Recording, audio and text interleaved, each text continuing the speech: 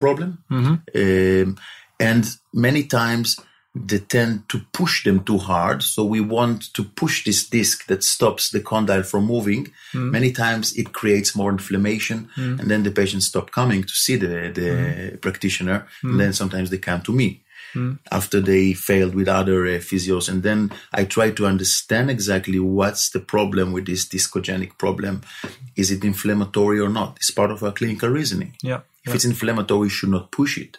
We should relax the patient, we give them maybe NSAIDs, and maybe just give them some gentle exercises. And then a few days after, we can start pushing it again. But we need to understand before that what is happening. I feel like we could talk all day about this topic. But you teach more than only the TMD course. And we're happy to say already that we will have you for within the next few months. You will have an extra course here in Belgium on the upper cervical spine, and also I think it was in September or October on the lower cervical spine.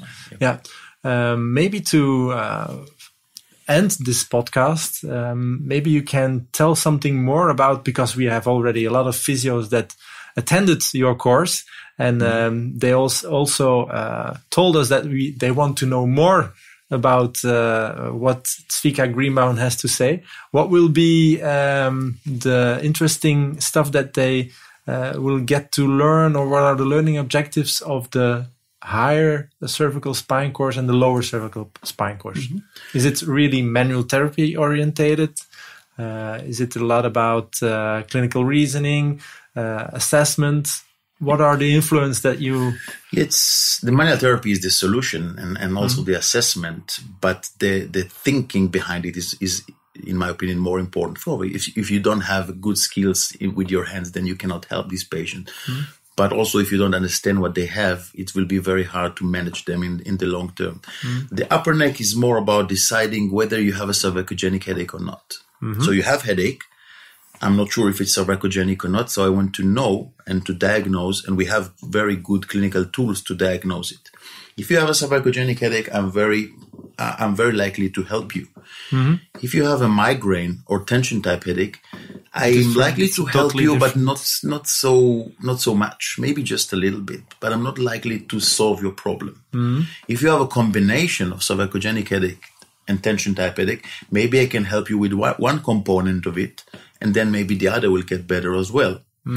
So the main question is whether you have or not cervicogenic headache, and then the prognosis will be based on that.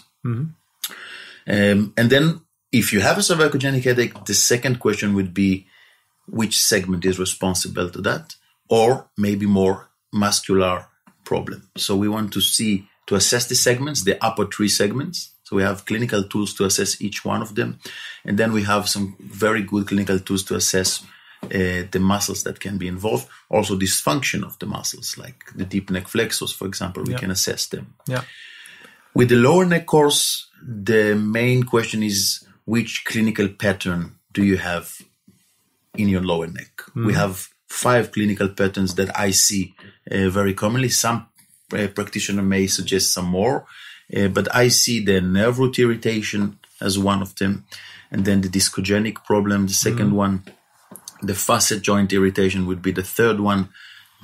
The thoracic outlet syndrome will be the fourth one, and the myofascial pain will be the fifth one. So we want to diagnose, and of course there are also combinations. So you may have a thoracic outlet syndrome with some myofascial pain. It's not always the one or the other.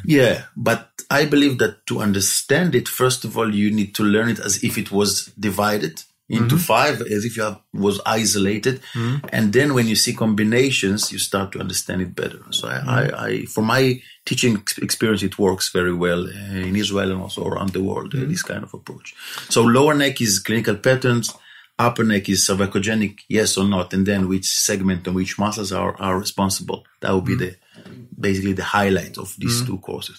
And also the manual therapy then will be based on that. If you have C1 and 2 segment dysfunction, then we will approach the manual therapy.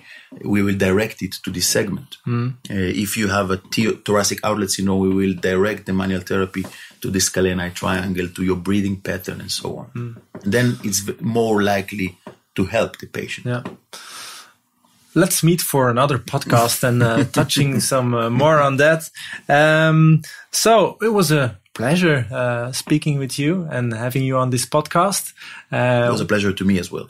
It's always a pleasure for me to come to Belgium and to see the physios. I think the physios in Belgium are excellent. I think that the manual skills are very good, and the jaw is just another part of the body as well. And if you are a good manual therapist, you will be very likely to approach this region as well. Don't forget to mention the beer, of course. Oh, the beer is beyond everything. That's it. Okay, so that's a wrap for today. We hope to invite our listeners to one of your courses. If they are interested in more of you, they can find maybe some more on your website. In the near future, they will get to see the results of your PhD. So much more things to come. And maybe now it's time to have a beer, not in the bar. Let's go for a beer. Yeah. It's about time. Okay. Thank you very much, Tzvika. Thank you. See you next time. Goodbye. Bye.